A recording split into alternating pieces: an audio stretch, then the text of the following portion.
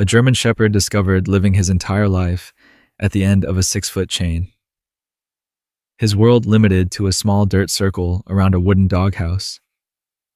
For 7 years, he endured scorching summers and freezing winters, his only shelter a dilapidated structure that barely protected him from the elements. When rescuers finally freed him from his chains, they discovered a dog who had never known kindness, yet somehow maintained a spark of hope.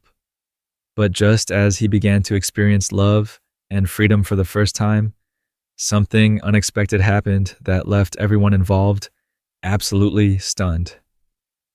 Get ready for an incredible, true story of resilience, second chances, and a twist that no one could have predicted.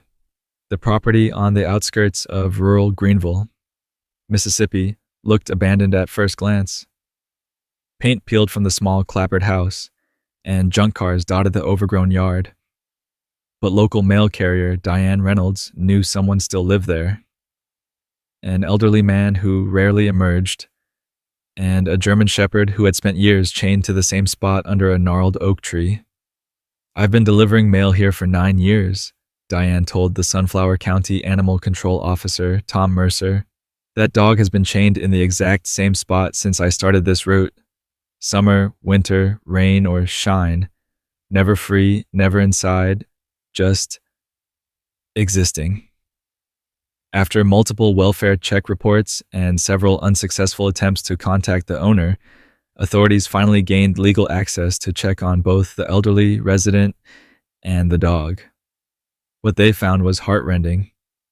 The German Shepherd, approximately 8 years old based on later veterinary assessment, had spent his entire adult life tethered to a heavy logging chain attached to a crude collar that had become embedded in his neck as he grew. His shelter consisted of a rotting doghouse missing half its roof. His water came from a rusted drum that collected rainwater, and feeding appeared sporadic at best. Despite his circumstances, the dog showed no aggression when Officer Mercer approached, just a wary resignation, as if expecting nothing from human contact. The circle, worn into the dirt around his chain's reach, was the stark physical evidence of his limited existence, 6 feet in any direction for 7 years. Most dogs in these conditions become aggressive or completely shut down, Mercer later reported. This one just seemed patient, like he was waiting for something. The property owner, 87-year-old Walter Griffin, was found inside the house, himself living in concerning conditions. According to neighbors, after his wife died years earlier, Walter had gradually withdrawn from society. The German Shepherd, acquired as a puppy before his wife's passing, had been relegated to outside life as Walter's health and mental state deteriorated. "I feed him when I remember," Walter told social services, who had been called to assess his situation. "My Martha wanted a dog for protection. I never did like animals in the house." With Walter's reluctant permission and his subsequent placement in assisted living, Sunflower County Animal Rescue was authorized to remove the dog from the property. Lisa Hernandez, the rescue's director, arrived with proper equipment and a transport crate. "We're going to help you, buddy," she told the German Shepherd, who watched her with amber eyes that seemed too calm, too knowing for a dog who had known only neglect. "You're getting out of here today." Only when Lisa approached with bolt cutters to remove the chain did the dog show any reaction, rising stiffly to his feet, his tail giving a hesitant wag. As the heavy chain fell away, Lisa examined the wound around his neck where the collar had gradually cut into his flesh as he grew, creating a permanent scar tissue ridge beneath his fur. "We'll call you Sentinel," she decided, gently guiding him toward the transport crate, "because you stood guard all these years, even when no one was watching over you." The German Shepherd, now named Sentinel, walked with difficulty into the crate, his muscles stiff from years of limited movement, his paw pads tender from standing on the same hard-packed dirt. He made no sound during the entire process, no barks of fear or growls of warning. His silence was perhaps the most haunting aspect of his demeanor. As they drove away from the property, Lisa glanced back at Sentinel through the rearview mirror. The German Shepherd wasn't looking back at his former home. Instead, his gaze was fixed forward through the windshield, as if somehow understanding that his life had irrevocably changed. What Lisa couldn't know then was how remarkably Sentinel would adapt to freedom after a lifetime of confinement, or the shocking discovery that would soon turn this seemingly straightforward rescue into something far more extraordinary. Sentinel's arrival at Sunflower County Animal Rescue caused a stir among staff and volunteers. Many had seen neglect cases before, but something about the quiet dignity of the German Shepherd touched everyone who met him.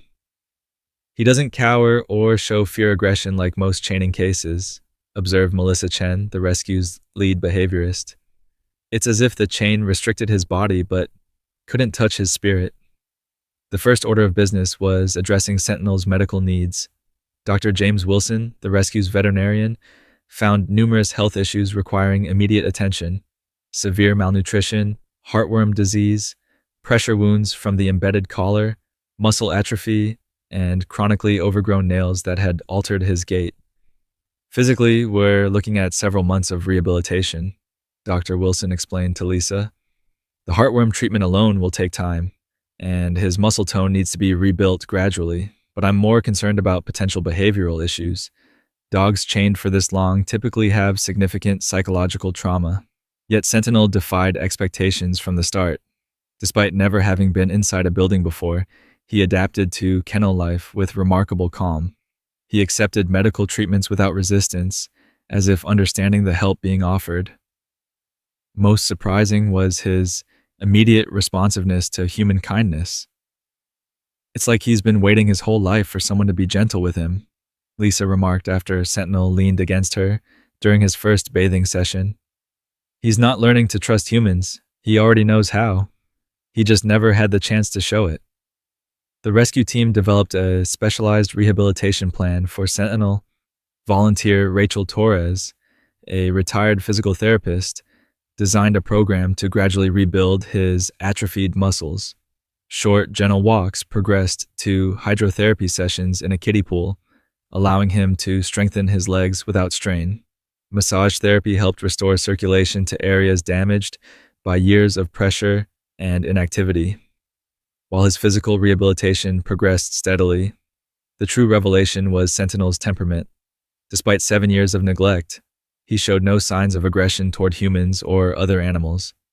He approached each new experience with cautious curiosity rather than fear. Most remarkably, he seemed to inherently understand basic commands, suggesting someone had trained him as a puppy before his long confinement began. He sat perfectly when I held up a treat, volunteered Mark Stevens reported with amazement. No training, no prompting, just natural response. Someone invested time in him before he was chained. As news of Sentinel's story spread through the rescue's social media channels, adoption inquiries poured in. His gentle demeanor and heartbreaking backstory touched people across the country. But Lisa was determined to find him the perfect placement, someone who understood the special needs of a dog transitioning from such extreme restriction to normal life. He needs more than just a loving home, she explained to potential adopters. He needs someone who will continue his rehabilitation and help him experience all the things he's missed for 7 years. 3 weeks into his rehabilitation, during a supervised exploration session in the rescue's fenced yard, volunteers witnessed a breakthrough moment. Sentinel, who had been cautiously investigating the space, suddenly broke into a run. His first full gallop since being rescued. Though his movements were still stiff and uncoordinated, the joy in his expression was unmistakable. He's discovering what it means to be a dog, Rachel observed, wiping away tears as they watched him make another jubilant circuit of the yard. That evening, Lisa received an email that stood out among the adoption inquiries. The detailed message came from Michael Garrison, a 42-year-old former military canine handler who now worked as a physical therapist specializing in rehabilitation. His experience with both dogs and physical recovery protocols made him an ideal candidate, but it was something else in his message that caught Lisa's attention. I don't just want to give Sentinel a home, Michael wrote. I want to help him reclaim the life he should have had. Every day should bring him a new experience to make up for the years he lost. After a thorough vetting process and several video calls, Lisa felt confident that Michael represented Sentinel's best chance at a complete recovery. What she couldn't anticipate was how this carefully considered placement would lead to a discovery that would challenge everything they thought they knew about Sentinel's past. Michael Garrison's home in the Mississippi countryside offered everything Sentinel needed for his continuing rehabilitation. The single-story house sat on 5 acres of partially wooded land with a spring-fed pond, providing varied terrain for strengthening exercises. A secure fence encompassed a large yard, with wider explorations possible under supervision. Inside, Michael had prepared a comfortable corner in the living room, though he expected Sentinel might need time to adjust to indoor living. He might prefer to start with a covered porch area, Michael had reasoned during his home inspection with Lisa. Going from a lifetime outdoors to suddenly being inside could be overwhelming, but Sentinel surprised them once again. When they arrived after the 3-hour drive from the rescue, Michael opened the transport crate expecting the German Shepherd to need coaxing. Instead, Sentinel calmly exited the crate, carefully surveyed the unfamiliar surroundings, then followed Michael into the house as if he'd been doing so his entire life. I've never seen a transition like this, Lisa marveled as Sentinel methodically inspected each room of the house, neither fearful nor overexcited. It's like he intuitively understands this is his home now. After Lisa's departure, Michael began the careful process of introducing Sentinel to his new life. Drawing on his experience with military dogs transitioning to civilian environments, he established consistent routines to provide security while gradually introducing new experiences. Each day brought small but significant milestones. The first time Sentinel encountered stairs, he studied them thoughtfully before carefully navigating each step. When presented with a soft bed, he circled it several times before cautiously settling in, as if disbelieving such comfort was meant for him. The sound of the television initially caused his ears to prick with alertness, but he soon relaxed, seemingly enjoying the human voices and activity. You're processing everything so carefully, Michael observed, taking it all in, figuring out this new world. The most remarkable moments came during their outdoor sessions. Despite his still recovering body, Sentinel showed increasing confidence exploring the property. His movements became more fluid as atrophied muscles strengthened. He demonstrated a natural grace that suggested what he might have been like without years of confinement. Michael documented each development meticulously, sharing updates with the rescue team and the growing online community following Sentinel's journey. Videos of his first swim in the pond, his discovery of squeaky toys, and his increasingly coordinated running captivated viewers worldwide. He's not just adapting, Michael told his followers. He's flourishing. Every day, I see less of the chained dog and more of the dog he was always meant to be. By the end of the first month, Sentinel's physical transformation was remarkable. Proper nutrition had added healthy weight to his once gaunt frame. Regular grooming had transformed his dull coat into the gleaming black and tan characteristic of his breed. The wound around his neck was healing, though the scarring would remain permanent, a reminder of his past that Michael chose not to hide with bandanas or collars unless necessary. His scars are a part of his story, Michael explained in one update. They show what he overcame, not what defined him. More significant than the physical changes was Sentinel's emotional blossoming. The reserved, patient dog from the rescue was revealing new facets of his personality. He developed an endearing morning routine of carrying his favorite toy to greet Michael at bedside. He showed an unexpected playfulness during their evening games in the yard. Most touchingly, he began seeking physical affection, leaning against Michael during quiet moments, or resting his head on his human's lap during evening reading sessions. He's not just accepting love, Michael observed. He's actively asking for it now. Yet amidst these positive developments, Michael noticed something puzzling.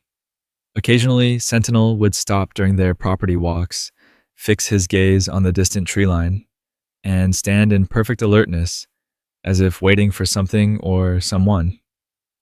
These moments would pass quickly, but they occurred regularly enough to catch Michael's attention. "What are you looking for out there, buddy?" he asked during one such incident, receiving only a brief glance before Sentinel resumed their walk.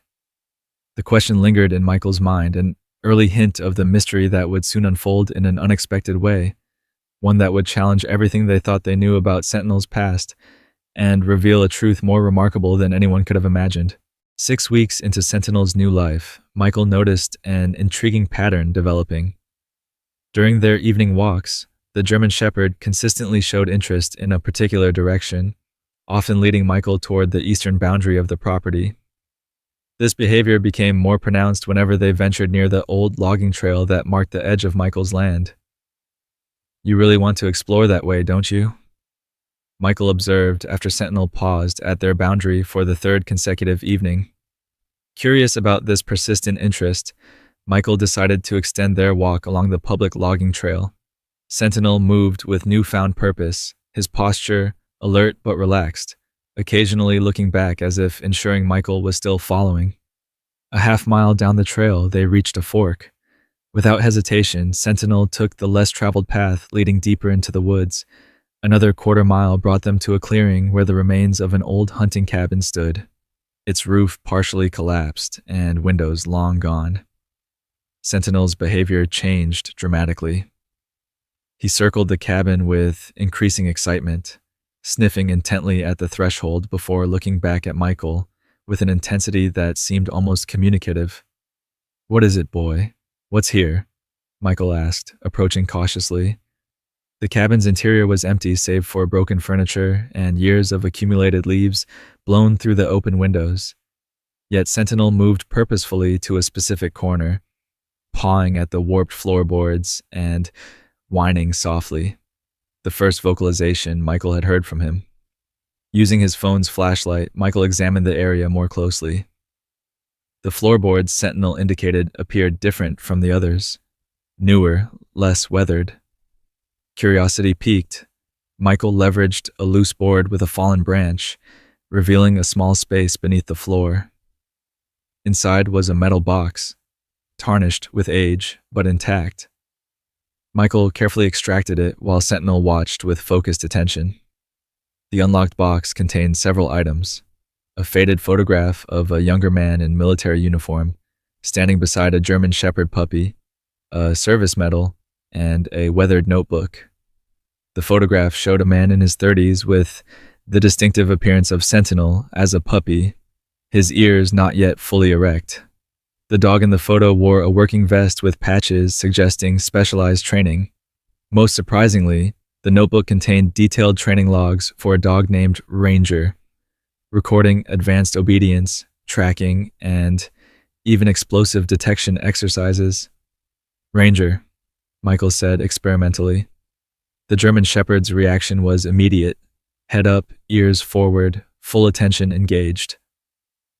"Is that you? Were you Ranger?" The discovery raised profound questions. If Sentinel, now apparently once named Ranger, had been a trained working dog, how had he ended up chained in a rural backyard for 7 years? The training logs dated back nearly a decade, with the final entry simply stating, "Deployment confirmed. Will resume training upon return." Michael documented his findings and contacted Lisa at the rescue, who promised to research potential connections to military or police canine programs. Additionally, Michael reached out to his former military contacts who might help identify the uniform and medals in the photograph. That evening, Michael sat on his porch with Sentinel, or Ranger, beside him, contemplating the implications of their discovery. On impulse, he decided to test a theory. "Ranger, position," he commanded firmly, using a standard working dog instruction not previously used with Sentinel.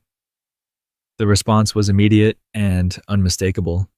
The German Shepherd smoothly moved to a perfect heel position at Michael's left side, sitting attentively with a focus and precision that could only come from extensive training. "Search," Michael tried next, pointing toward a garden glove he placed several yards away. Without hesitation, Ranger trotted to the glove, sniffed it thoroughly, and retrieved it with gentle precision, returning to a perfect sitting position facing Michael. "You remember?" Michael whispered, emotion tightening his throat. "All these years, and you remember everything." Over the next several days, Michael carefully tested additional commands. The results were consistent and astonishing. Despite 7 years of neglect and confinement, Ranger retained virtually all his training. He responded to hand signals, verbal commands in multiple languages, and complex multi-step instructions. His detection skills remained sharp, easily finding objects Michael hid throughout the property based on scent alone. "This isn't just basic obedience," Michael explained in his update to Lisa. "This is specialized working dog training at an advanced level. No ordinary pet owner would have invested this kind of training in a dog only to chain him for 7 years. Something doesn't add up." The mystery deepened when Michael's military contact identified the uniform in the photograph as belonging to a handler in an elite K9 unit specializing in explosive detection. The service medal was awarded specifically for combat operations involving specialized K9 units. Whoever this handler was, his friend explained, he and his dog were the real deal, the kind of team deployed for the most sensitive and dangerous operations. As these discoveries accumulated, a new picture of Sentinel Ranger emerged, not just a neglected pet, but a highly trained working dog with a mysterious past that somehow led to his abandonment and confinement. The contrast between his capabilities and his years of imprisonment became even more heartbreaking with each new revelation. What Michael couldn't yet know was that the search for answers about Ranger's past would soon intersect with events that would put his recovered skills to the ultimate test and reveal the truth behind the 7 lost years of this extraordinary dog's life. 2 months after the discovery of the metal box, Michael's investigation into Ranger's background yielded its first significant lead. His military contacts identified the man in the photograph as Staff Sergeant James Cooper, formerly assigned to an elite K9 unit specializing in explosive detection. According to military records, Cooper and his K9 partner had served with distinction in Afghanistan until Cooper was severely injured in an IED incident 8 years earlier. What happened after Cooper's injury remained unclear. His military service ended with an honorable discharge and a Purple Heart, but the records contain no information about his K9 partner's disposition. It was as if Ranger had simply vanished from official documentation. After numerous inquiries, Michael finally located a retired handler from the same unit who remembered Cooper and his dog. "Cooper and Ranger were one of our best teams," the former handler recalled during their phone conversation. After Cooper's injury, the standard protocol would have been to reassign Ranger to another handler or transition him to civilian law enforcement, but Cooper was adamant about keeping him. He had family in Mississippi who could take the dog while he recovered. Given his service record and condition, the higher-ups approved the arrangement as a compassionate exception. This information provided the first plausible connection between the highly trained military K9 and the dog who spent 7 years chained in rural Mississippi. If Cooper had sent Ranger to stay with family, possibly Walter Griffin, though the relationship remained unclear, what had prevented him from reclaiming his partner? Michael's search for Cooper himself hit consistent dead ends. The address listed in his military records was no longer valid, and phone numbers had been disconnected. Social media searches yielded nothing, suggesting either a deliberate withdrawal from public life or, more concerningly, the possibility that Cooper might not have survived his injuries long term.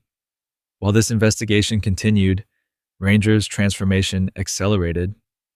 Now responding consistently to his original name, he demonstrated increasing confidence and capability. The physical rehabilitation had progressed remarkably, with muscle tone and coordination nearly restored to what would be expected of a dog his age, without the years of confinement. More impressive was the reemergence of his working dog capabilities. Michael, drawing on his own canine handling experience, began incorporating structured training sessions that utilized Ranger's remembered skills. The German Shepherd thrived with these mental challenges, solving increasingly complex problems and demonstrating extraordinary scent discrimination abilities. He's not just remembering his training, Michael noted in one of his regular video updates for supporters. He's actively applying it to new situations. His problem-solving abilities are exceptional. The mystery of Ranger's past and the evident mismatch between his advanced capabilities and his years of neglect created growing interest in his story. A local news station featured a segment on his rehabilitation and mysterious military background, which was subsequently picked up by several national outlets. This expanded coverage led to an unexpected breakthrough. On a stormy evening in October, Michael received a phone call from an unknown number. The man on the line identified himself as Dr. Thomas Reynolds, a physician from a VA medical center in Tennessee. "I saw the news story about Ranger," he explained. "I believe I may have information about James Cooper. He was my patient for several years after his injury." According to Dr. Reynolds, Cooper had suffered traumatic brain injury and severe physical trauma in the explosion that ended his military career.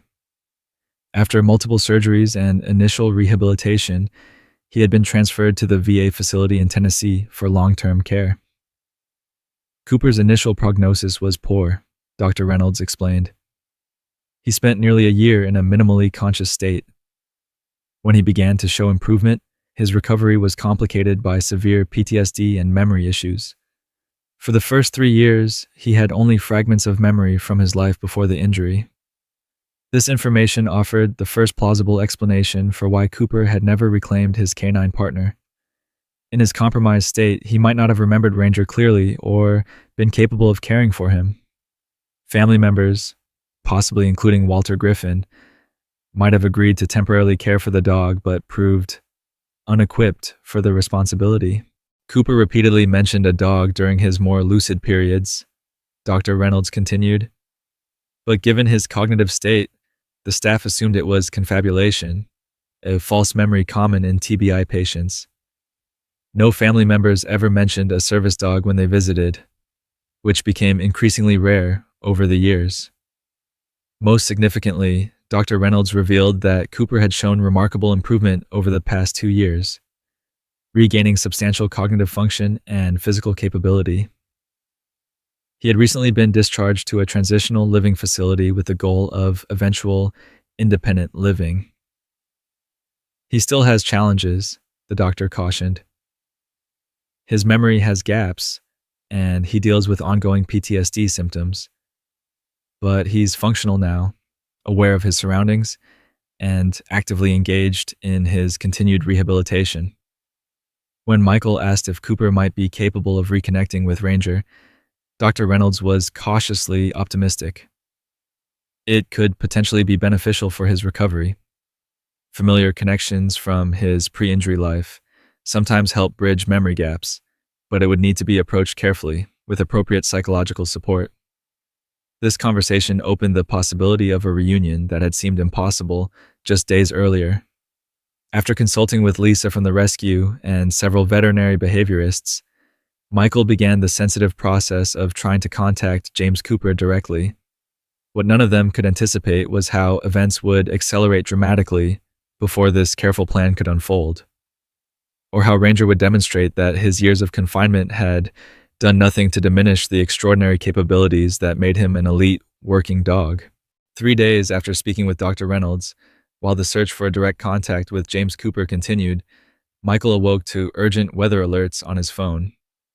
An unseasonable hurricane had strengthened overnight and shifted course, now projected to make landfall near the Mississippi-Louisiana border within 24 hours. Their area was under mandatory evacuation orders. Michael quickly began preparations, gathering essential supplies and securing the property as best he could. Ranger seemed to sense the urgency, staying close and watching Michael's activities with alert attention.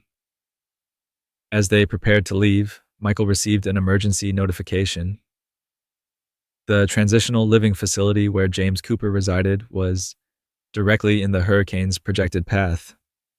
The facility was being evacuated, but in the chaos, several residents, including Cooper, had become separated from the main evacuation group. This information created an agonizing dilemma. The sensible course was to evacuate immediately as ordered, but knowing that Ranger's former handler, the man who had trained him, served with him, and then lost him through circumstances beyond his control, might be in danger was impossible to ignore. After a moment's consideration, Michael made his decision. Having served in multiple disaster response scenarios during his military career, he had the training to navigate dangerous conditions. More importantly, he had Ranger, a dog whose original training had included search and rescue operations. "We're going to find him," Michael told Ranger, securing the specialized harness he had purchased after discovering the German Shepherd's working background. "We're going to find Cooper." They departed immediately, driving south toward the transitional facility against the flow of evacuation traffic. Rain had already begun falling heavily, and wind gusts buffeted the vehicle as they approached the coastal region. When fallen trees blocked the main road 5 miles from the facility, they continued on foot. Ranger moving confidently alongside Michael despite the deteriorating conditions. The facility itself was eerily empty when they arrived, its residents and staff mostly evacuated hours earlier. A security guard confirmed that Cooper and 2 other residents with mobility issues had been placed in a transport van that subsequently took a different evacuation route from the main group. The van had last reported location approximately 3 miles away before communication was lost. Michael showed the guard the photograph from the metal box. "This is James Cooper with his military canine. That same dog is with me now. We can help find them." With the location of the missing van narrowed down, Michael and Ranger began a systematic search along the most likely route, fighting against strengthening winds and increasingly heavy rainfall. Michael carried emergency supplies and first aid equipment in his backpack, hoping they wouldn't be needed, but prepared for worst-case scenarios. For nearly 2 hours, they searched without success, conditions worsening by the minute as the hurricane's outer bands reached them. Just as Michael began to consider whether continuing was too dangerous, Ranger's behavior changed dramatically. Despite the howling wind and driving rain, the German Shepherd suddenly lifted his head, testing the air currents. His body language transformed instantly from methodical searching to focused intensity.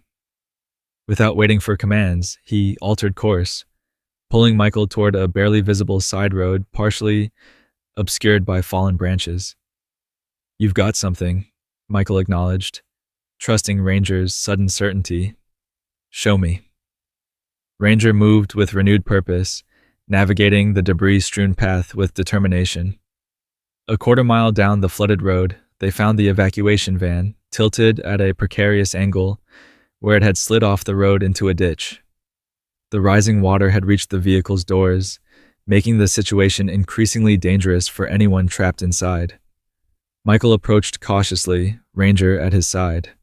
Through the van's windows, he could make out 3 people inside: an elderly man in a wheelchair, a middle-aged woman attempting to force open a jammed door, and a third figure seated in the back. Using his emergency tools, Michael managed to force open the rear door, helping the woman out first. "James Cooper? Is he with you?" Michael asked urgently as Ranger inspected each person with focused attention. "Jim's in the back," the woman explained, pointing to the third passenger. "He has mobility issues from a war injury. He was a soldier." Michael turned his attention to the figure still inside, a man in his early 40s with a strong build now compromised by injury, using a cane to struggle toward the exit. As Michael helped him navigate the tilted vehicle floor, Ranger's behavior changed yet again. The German Shepherd had moved to the open door, his entire body vibrating with intensity as he focused on the emerging man. When Cooper finally exited the vehicle, Ranger didn't move forward. Instead, he held a perfect sit-stay, his eyes locked on Cooper's face with an unwavering gaze that communicated more than any human words could express. For a long moment, Cooper seemed confused, his eyes moving from the dog to Michael and back again. Then something shifted in his expression, a flash of recognition followed by disbelief. "Ranger?" he whispered, his voice barely audible above the storm. "Is that Ranger?" The German Shepherd's response removed any doubt. At the sound of his name in that particular voice, Ranger broke his formal posture and moved forward with controlled enthusiasm, carefully accounting for Cooper's mobility limitations while still communicating unmistakable recognition and joy. "It's him," Michael confirmed, watching in amazement as the years of separation dissolved in an instant of recognition. "This is your Ranger." What followed was a moment of connection so profound that even the approaching hurricane seemed temporarily irrelevant. Cooper knelt despite his physical pain, arms encircling the dog who had been his partner and protector during the most dangerous period of his life, the dog he had lost to circumstances and brain injury, but who had somehow found his way back through an extraordinary sequence of events. "I remember," Cooper said, his voice breaking as Ranger pressed against him with gentle insistence. "They told me you were being cared for. I couldn't remember where or by whom. When I finally started recovering enough to ask, no one knew what had happened to you." The emotional reunion was necessarily brief as the storm intensified around them. With Cooper and the other evacuees rescued from the immediate danger, Michael led the group toward a designated emergency shelter several miles inland. Throughout the journey, Ranger remained attentive to both Michael and Cooper, seamlessly adapting to the unexpected dynamics of having both his current caretaker and his original handler present. At the emergency shelter, as medical personnel attended to the evacuees, Cooper filled in the gaps in Ranger's story. After his injury, arrangements had been made for Cooper's uncle, Walter Griffin, to temporarily care for Ranger while Cooper underwent initial treatment. What should have been a short-term arrangement extended indefinitely as Cooper's condition proved more serious than initially assessed. "Uncle Walter was my only family, but he was already declining when I was deployed," Cooper explained. "I had no idea his condition had worsened so much, or that he would be unable to properly care for Ranger. By the time I was conscious enough to ask about my dog, years had passed and my uncle wasn't answering his phone." The pieces of the puzzle finally fit together. Walter Griffin, already elderly and beginning cognitive decline when he took responsibility for Ranger, had become increasingly unable to care for himself, let alone a highly trained working dog. Without the knowledge or resources to maintain Ranger's training and exercise needs, he had resorted to chaining him, a misguided attempt to keep the valuable dog safe while being unable to properly contain him otherwise. As Cooper and Michael shared information, the full circle of Ranger's journey became clear. The dog had survived 7 years of neglect without losing his training, his temperament, or his fundamental connection to the handler who had been forced to leave him behind. The hurricane raged through the night, but within the shelter a different kind of storm was passing, one of emotion, reconnection, and the healing of wounds both physical and psychological. What remained to be determined, once the immediate emergency passed, was what this remarkable reunion would mean for Ranger's future, and for the two men whose lives had become unexpectedly intertwined through their connection to this extraordinary dog. In the aftermath of the hurricane, as communities began the long process of recovery, a different kind of rebuilding was taking place between James Cooper, Michael Garrison, and the remarkable German Shepherd who connected them. The immediate crisis had forced an unexpected reunion, but the path forward required careful consideration of what would best serve all involved, especially Ranger. Cooper, now residing temporarily at Michael's home until his transitional facility reopened, was making remarkable progress in his own recovery. The reunion with Ranger seemed to have unlocked something in his healing process. Memories previously fragmented began to connect, and his physical therapy showed accelerated improvement as daily interactions with Ranger motivated him to push beyond perceived limitations. The neurologists talk about neuroplasticity, the brain forming new pathways around damaged areas. Cooper explained one evening as they watched Ranger patrolling the property perimeter, a self-appointed security check he performed each sunset. But they don't fully understand how emotional connections can drive that process. Having Ranger back is healing parts of me that medication and therapy couldn't reach. For Ranger himself, the presence of both his original handler and his rescuer created an interesting dynamic. He responded to both men with clear affection and respect, adapting his behavior to accommodate Cooper's physical limitations while maintaining the working partnership he had developed with Michael. As Cooper's stay extended from days into weeks, the inevitable question loomed larger. What would happen when he was cleared to live independently again?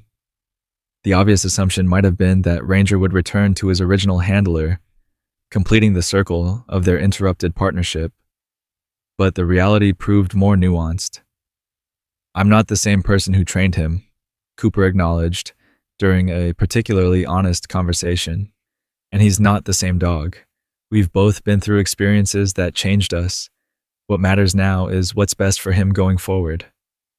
Michael, despite the deep bond he had formed with Ranger, remained committed to whatever outcome would best serve both the dog and the man who had originally trained him. "This was always about giving Ranger the life he deserved," he maintained. "If that means he goes with you when you're settled, that's what should happen." The matter resolved itself in an unexpected way. As Cooper's recovery progressed and he began searching for permanent housing, he discovered a property adjacent to Michael's land, a small house on 3 acres that had sustained minor hurricane damage and was being sold below market value. With his VA benefits and savings, the property was within his reach. "I'm not taking Ranger away from the home he's finally found," Cooper explained when he shared his decision. "I'm joining him there. If you're willing to have me as a neighbor, it gives us both what we need without forcing another disruption in his life." This solution proved ideal for all concerned. Cooper would be close enough for daily interaction with Ranger while establishing his independence. Michael would maintain his caretaking role while gaining a neighbor who understood the extraordinary dog they both cherished. Most importantly, Ranger would keep the stability of his current home while regaining the connection with his first handler. As winter yielded to spring, the arrangement blossomed into something neither man had anticipated. Cooper's house renovation became a shared project, with Michael offering his experience in property maintenance and Cooper contributing specialized carpentry skills retained from pre-military training. Ranger supervised these activities with characteristic attentiveness, seemingly content with the expanded family unit taking shape around him. The most remarkable development was Ranger's evolving role in their lives. No longer simply a pet or even a service animal, he became something unique, a bridge between past and present, a catalyst for healing, and a daily reminder of resilience. Cooper's therapy team, initially skeptical about the unorthodox living arrangement, soon documented the measurable benefits to his recovery. "His progress has accelerated beyond our expectations," Dr. Thomas Reynolds noted during a follow-up consultation. "The consistent interaction with his former canine partner provides cognitive and emotional stimulation that complements traditional therapy approaches.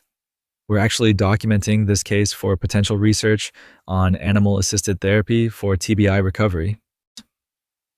Ranger, now 9 years old, but still vigorous, thrived in his expanded territory.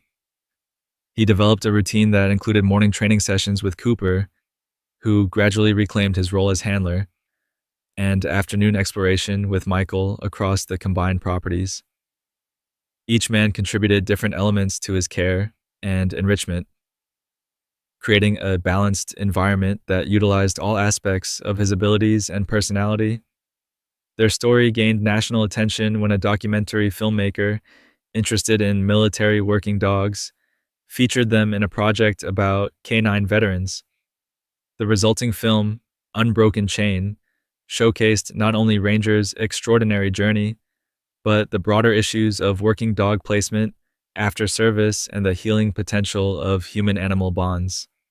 At the documentary's premiere, Cooper addressed the audience with Ranger sitting attentively at his side. 7 years of his life were spent at the end of a chain, his abilities wasted and his spirit tested, But what amazes me isn't that he survived those years, it's that he emerged from them with his essential nature intact.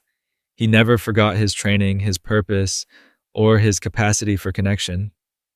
The film's success led to increased awareness and support for programs connecting veterans with service dogs, including a foundation established in Ranger's name to help place retired military working dogs with handlers recovering from combat injuries. For Ranger himself, the most significant change was simpler: the freedom to choose where he wanted to be. Some days he spent largely with Cooper, supporting his ongoing physical therapy and accompanying him to VA appointments where he became a beloved, regular visitor, instinctively comforting other veterans. Other days he remained with Michael, participating in training demonstrations for local search and rescue teams who benefited from his experience and exceptional skills. Each evening, regardless of how he spent his day, Ranger made the same choice: settling in the open area between the two properties, from where he could monitor both homes and, in a sense, keep his expanded pack together. The chain that had once limited his world to a 6-foot circle had been replaced by boundless possibilities and connections. The dog, who had spent 7 years as a forgotten sentinel, now served a different kind of watch, not chained to a tree, but anchored by choice to the people who recognized his worth and honored his journey.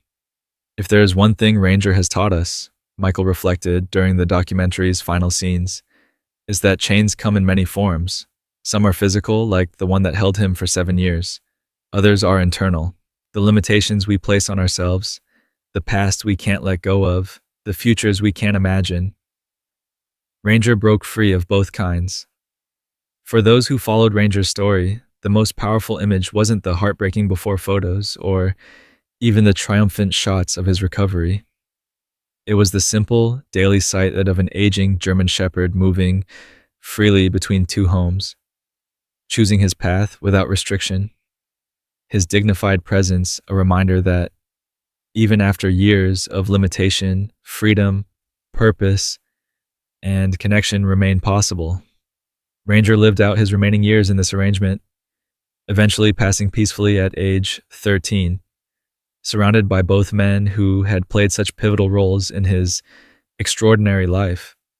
His legacy continued through the foundation established in his name, which had successfully placed hundreds of working dogs with veterans who, like Cooper, found healing through these special connections.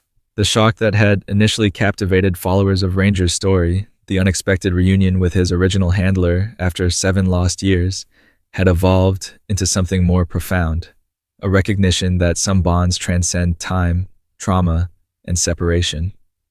Ranger's journey from chain sentinel to healing catalyst demonstrated that second chances sometimes arrive in unexpected forms, and that freedom once experienced can never be truly forgotten. If this story touched your heart, hit that subscribe button, smash the like button, and turn on notifications. Share with someone who needs inspiration today. Remember that chains, whether physical or emotional, are never the end of the story, and that freedom, purpose, and connection await even after the darkest chapters of our lives.